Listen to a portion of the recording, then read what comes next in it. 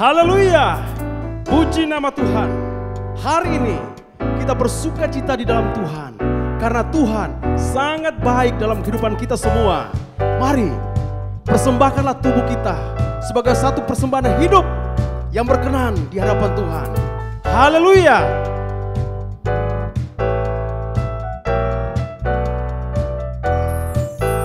Aku akan masuk dalam rumah Tuhan, menikmati keindahannya. Aku akan nyanyi dalam rumah Tuhan, Dia buat hatiku selalu gembira. Selalu gembira, selalu gembira, Dia buat hatiku selalu gembira. Selalu gembira, selalu gembira, Dia buat hatiku selalu gembira.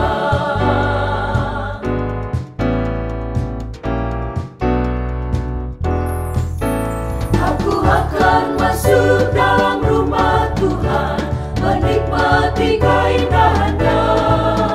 Aku akan nyanyi dalam rumah Tuhan, Dia buat hatiku selalu gembira.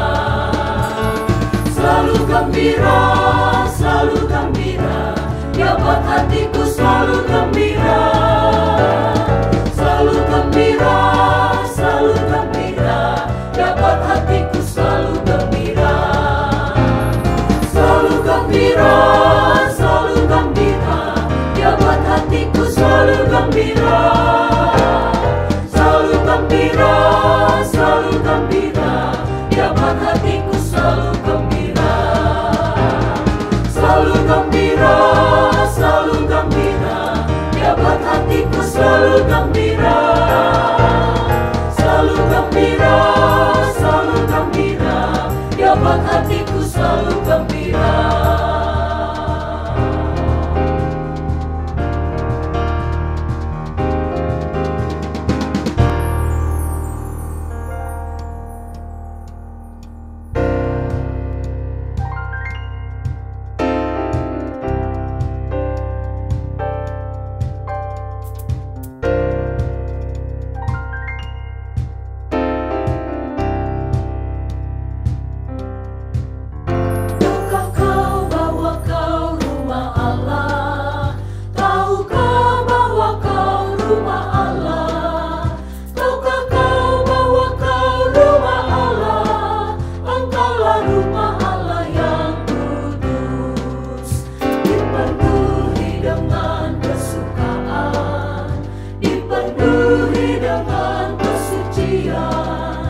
Dipenuhi dengan kemuliaan, Engkaulah rumah Allah yang kudus. Tahukah kau bahwa kau rumah Allah?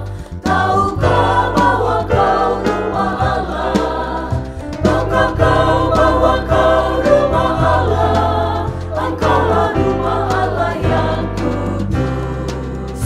Dipenuhi dengan kesukaan, dipenuhi dengan kesucian, dipenuhi dengan kemuliaan, Engkaulah rumah Allah yang kudus.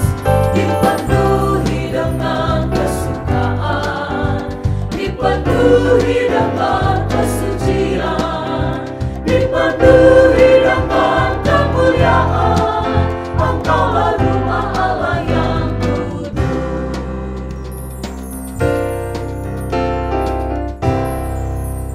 Puji Tuhan, haleluya. Selamat bertemu kembali Bapak Ibu sekalian.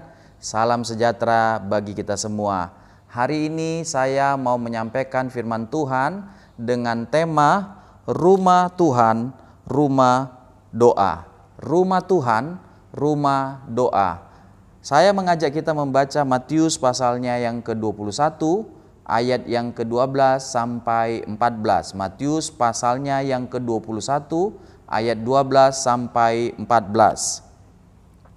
Lalu Yesus masuk ke bait Allah dan mengusir semua orang yang berjual beli di halaman bait Allah.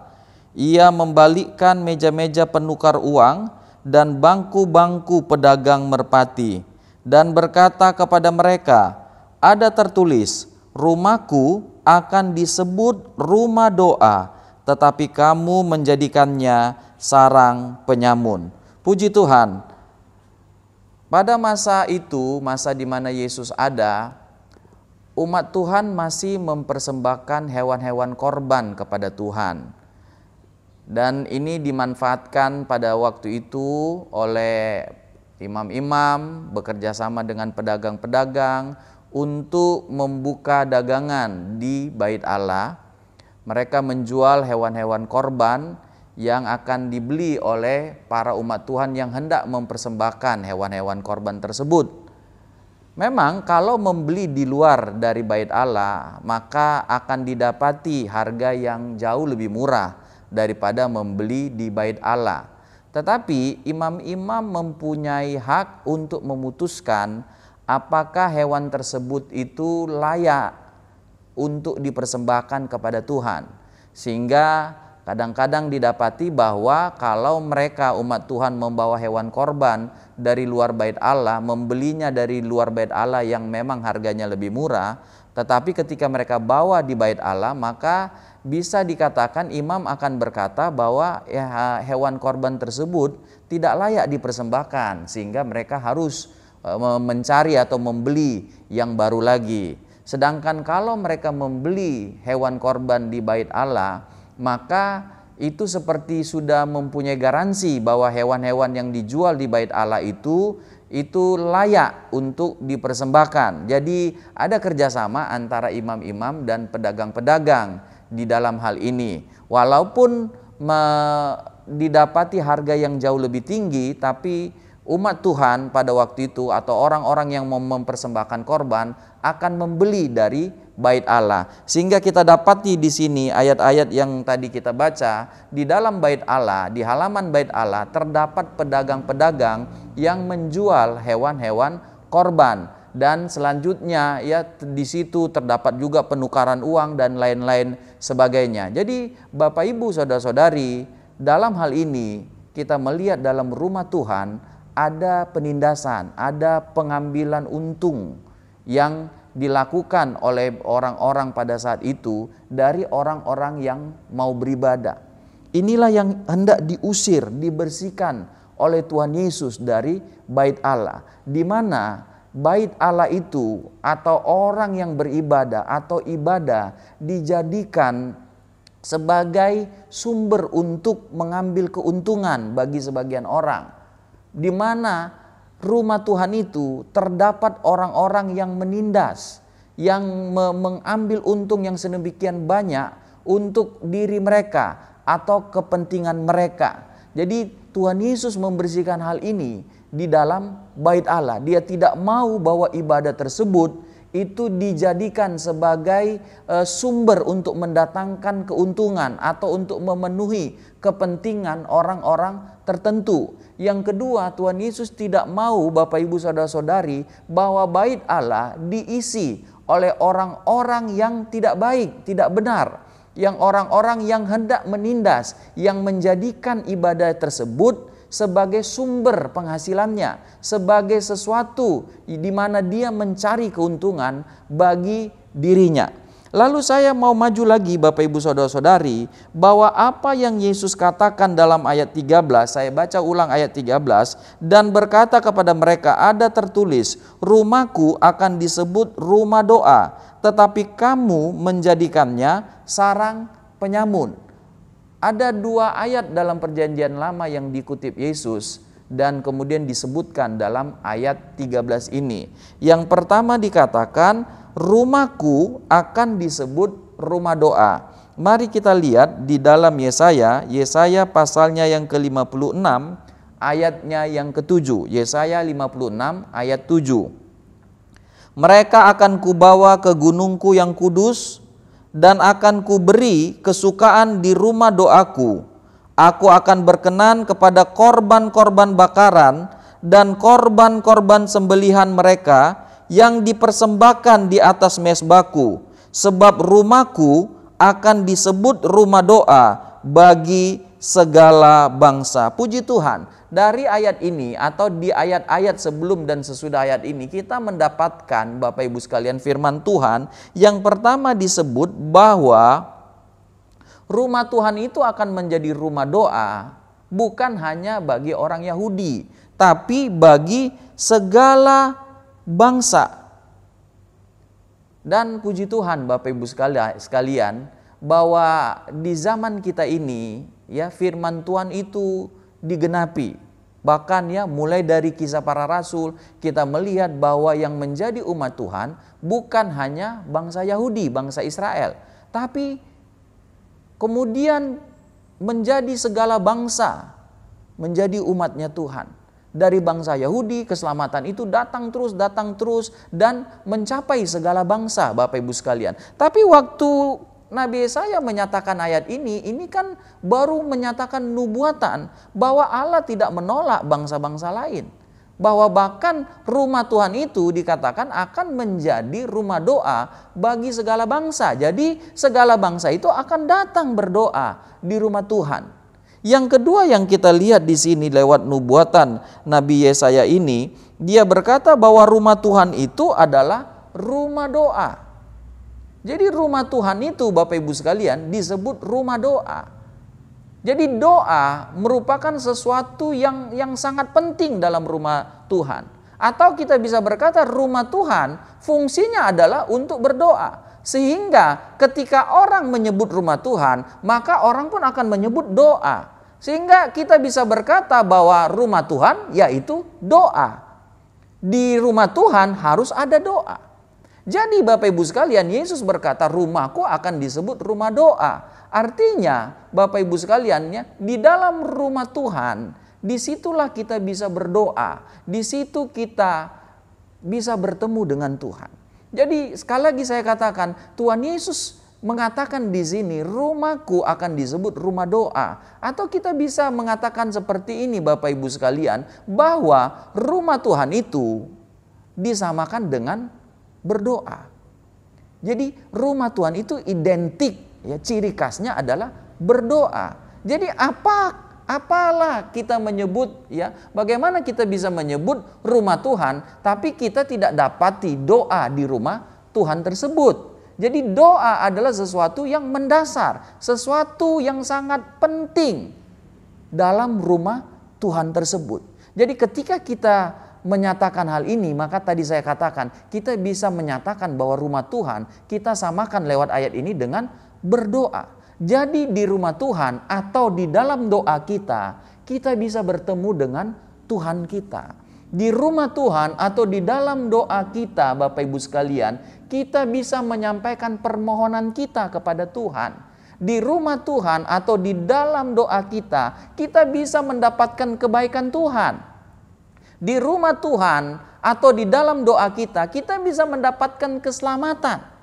Jadi rumah Tuhan akan disebut rumah doa. Jadi di dalam rumah Tuhan itu, di dalam doa itu, maka kita mendapatkan kebaikan Tuhan. Maka orang-orang bisa datang dalam rumah Tuhan atau di dalam doa, bukan hanya semata bagi orang Yahudi, tapi segala bangsa untuk mendapatkan kebaikan Tuhan ketika kita ada di rumah Tuhan atau ketika kita berdoa. Kalau kita berdoa Bapak Ibu sekalian, kalau kita umat Tuhan berdoa, maka akan begitu banyak kebaikan, kemurahan yang kita dapatkan dari Tuhan. Saya mau membaca dalam Mazmur pasal yang ke-27 ayatnya yang keempat. Mazmur 27 ayat 4. Satu hal telah kuminta kepada Tuhan, itulah yang kuingini, diam di rumah Tuhan seumur hidupku, menyaksikan kemurahan Tuhan dan menikmati bait-Nya. Jadi ketika kita ada di rumah Tuhan, ketika kita berdoa, maka kita bisa menyaksikan kemurahan Tuhan. Bahasa Inggris katakan the beauty of the Lord. Jadi kemurahan Tuhan, kebaikan, keindahan Tuhan itu kita bisa dapatkan. Jadi dalam doa, dalam rumah Tuhan ada kebaikan Tuhan, ada kemurahan Tuhan. Di rumah Tuhan dikatakan kita bisa menikmati bait-Nya. Kita bisa bertanya kepada Tuhan, meminta kehendak Tuhan, meminta petunjuk Tuhan ketika kita ada di rumah Tuhan atau ketika kita berdoa. Jadi rumah Tuhan akan disebut rumah doa. Rumah Tuhan disamakan, diidentikan dengan berdoa. Jadi ketika kita berdoa, di situ ada kebaikan Tuhan, di situ ada keselamatan, di situ ada mujizat, di situ ada pertolongan Tuhan. Jadi kalau dikatakan Tuhan Yesus, rumahku akan disebut rumah doa. Jadi di dalam rumah Tuhan harus ada doa. Anak-anak Tuhan haruslah berdoa, maka kita akan melihat kebaikan Tuhan. Kita akan lihat kemurahan Tuhan. Kita akan lihat mujizat Tuhan. Lalu yang kedua, ayat yang kedua yang diambil Tuhan Yesus dan disampaikan dalam ayat 13 Matius 21 tadi, yaitu Yeremia 7 ayatnya yang ke-11. Sudahkah menjadi sarang penyamun di matamu rumah yang atasnya namaku diserukan ini? Jadi Bapak Ibu sekalian dikatakan, sudahkah menjadi sarang penyamun di matamu rumah yang atasnya namaku diserukan ini?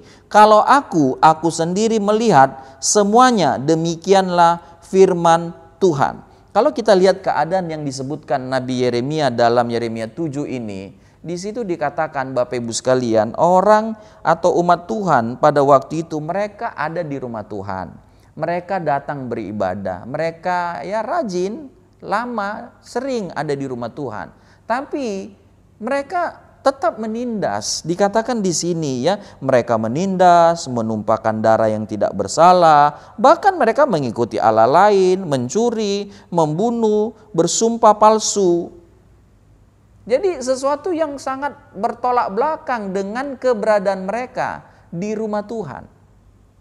Harusnya orang-orang yang ada di rumah Tuhan adalah orang-orang yang mengasihi sesama, adalah orang-orang yang hidup dalam kebenaran. Tapi pada prakteknya, kenyataannya pada saat itu Bapak Ibu saudara-saudari, mereka ada di rumah Tuhan, tapi mereka tetap menindas sesamanya.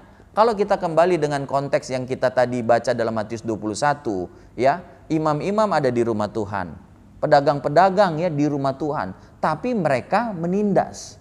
Mereka mengambil untung yang begitu banyak dari orang-orang yang beribadah. Mereka tidak mempedulikan bahwa orang harus membayar mahal untuk hewan korban yang sebenarnya harganya tidak semahal itu, tapi mereka mengambil untung yang begitu banyak. Mereka menindas, menekan, mencari untung yang begitu luar biasa di dalam rumah Tuhan. Jadi sebenarnya rumah Tuhan itu kan harusnya berisi oleh orang-orang yang mengasihi satu dengan yang lain. Tapi ternyata di rumah Tuhan pada saat itu ada orang-orang yang menindas. Bahkan Yeremia dikatakan bahwa mereka menumpahkan darah yang tak bersalah. Tapi mereka ada di rumah Tuhan. Inilah yang Yesus katakan, Yesus mau perbaiki dari dalam rumah Tuhan itu. Di bagaimana orang yang ada di rumah Tuhan itu tidak meninggalkan kejahatan. Bagaimana orang yang ada di rumah Tuhan itu tidak mengasihi sesamanya. Bagaimana orang yang di rumah Tuhan itu malah menyembah kepada ilah lain. Ini yang Tuhan Yesus mau bersihkan, bereskan. Dia tidak mau bahwa dalam rumah Tuhan itu ada orang-orang yang jahat. Ada orang-orang yang menindas sesamanya. Ada orang-orang yang mempunyai ilah lain, tetapi orang itu ada di rumah Tuhan. Kalau kemudian Bapak Ibu sekalian kita bandingkan bagaimana rumah Tuhan di dalam perjanjian baru. Alkitab katakan 1 Korintus 3 ayat 16. 1 Korintus 3 ayat 16. Tidak tahukah kamu bahwa kamu adalah bait Allah dan bahwa roh Allah diam di dalam kamu. Jadi disebutkan bahwa bait Allah adalah kita. Roh Allah diam di dalam kita. Jadi Bapak Ibu sekalian, saya mau membandingkan ini, menyatakan bahwa rumah Tuhan adalah kita. Di dalam diri kita roh Tuhan berdiam. Di dalam diri kita roh Tuhan tinggal. Jadi kalau kita kontekskan ayat yang sedang kita pelajari ini dengan diri kita, maka ada dua hal yang harus kita dapatkan lewat ayat-ayat ini, yang harus ada pada diri kita sebagai rumah Tuhan. Yang pertama, doa.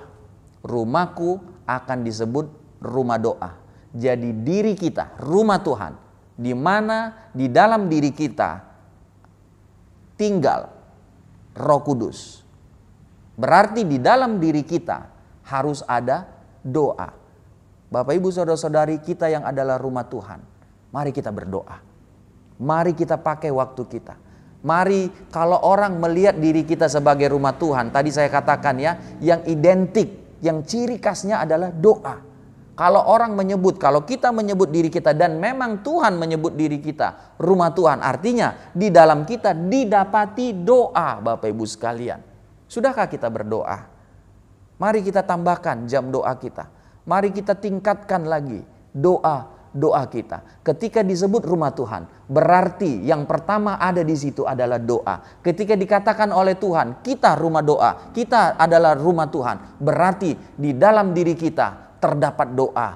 Di dalam diri kita, Bapak Ibu sekalian, ya, naiklah doa-doa kepada Tuhan yang kita sampaikan. Lewat doa itu, maka kita bisa terhubung dengan Tuhan. Lewat doa itu, Bapak Ibu sekalian, maka kita bisa menyampaikan korban syukur kita kepada Tuhan. Lewat doa itu, kita bisa meminta perlindungan Tuhan. Lewat doa itu, kita bisa meminta mujizat Tuhan, kebaikan Tuhan, pertolongan Tuhan di dalam doa itu. Berarti kalau kita menyebut diri kita rumah Tuhan, maka kita adalah orang-orang yang berdoa dan kita akan dapatkan mujizat, kebaikan, pertolongan Tuhan. Yang kedua, Bapak Ibu sekalian, kalau kita dikatakan rumah Tuhan, maka di dalam rumah Tuhan itu tidak boleh tinggal orang-orang yang menindas sesamanya.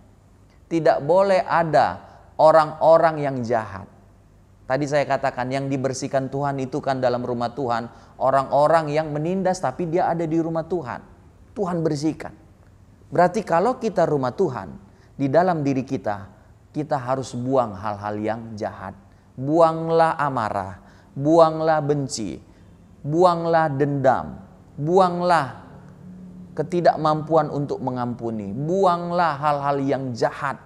Buanglah hal-hal yang buruk di dalam diri kita, hal-hal yang tidak berkenan pada diri kita. Mari kita membersihkan diri kita. Mari kita datang kepada Tuhan, minta Tuhan membersihkan diri kita, mengampuni dosa-dosa kita. Lalu mari kita, Bapak Ibu sekalian, menjaga diri kita. Jangan sampai hal yang kotor, hal yang cemar, hal yang najis, perzinahan itu ada di dalam hati kita. Kita buang, kita bersihkan diri kita karena rumah Tuhan harus diisi oleh orang-orang yang kudus, orang-orang yang benar, orang-orang yang hidup dalam kebenaran firman Tuhan. Tuhan mau membersihkan kita semua. Dan ketika kita melakukan hal ini, tadi dikatakan yang pertama, rumah Tuhan adalah rumah doa.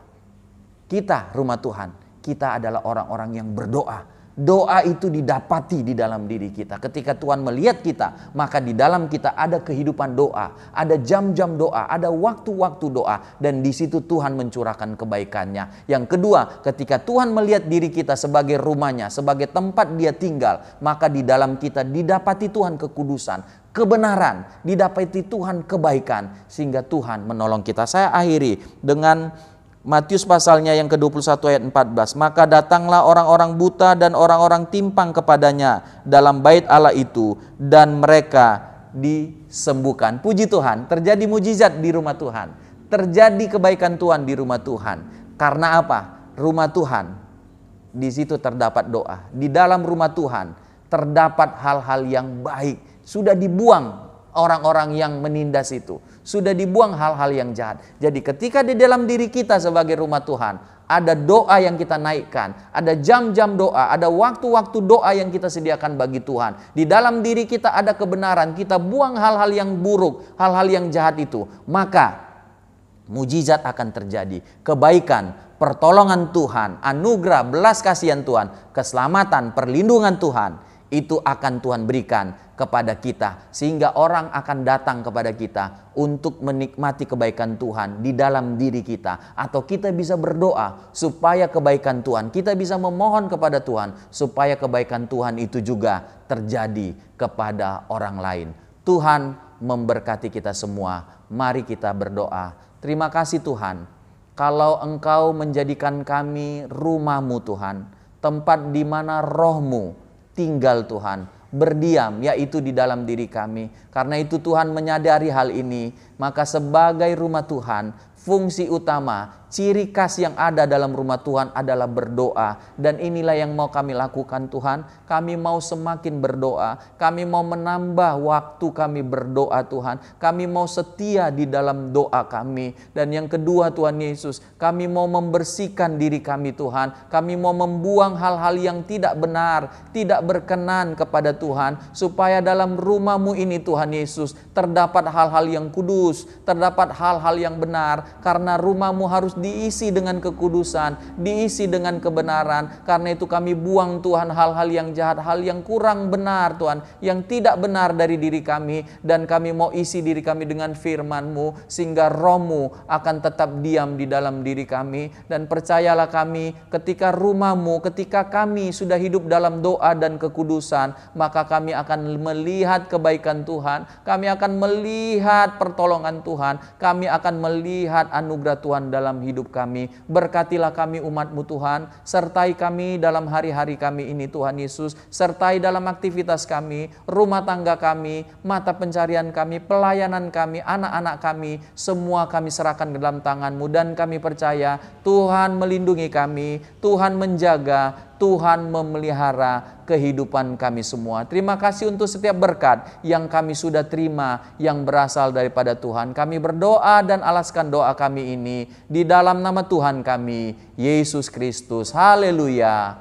Amin. Puji Tuhan, Tuhan memberkati kita.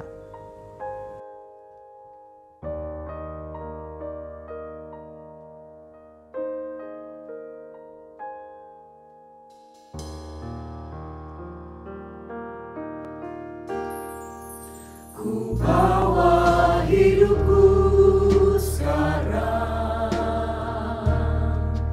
ke tempat kudus-Mu Tuhan. Di mezbah-Mu ku serahkan seluruh hidupku.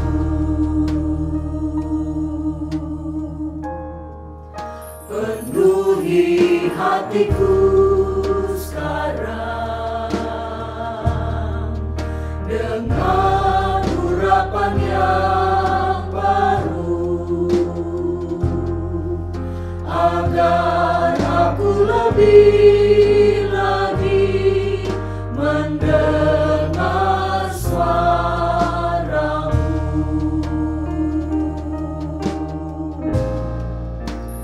Jadikan aku Tuhan rumah doa-Mu, agar semua suku bangsa datang menyembah-Mu. Jadikan aku Tuhan rumah doa-Mu, agar semua suku bangsa datang menyembah-Mu.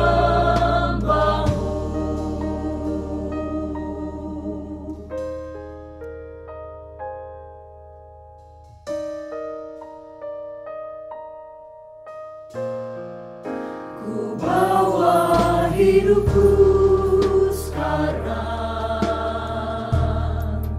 ke tempat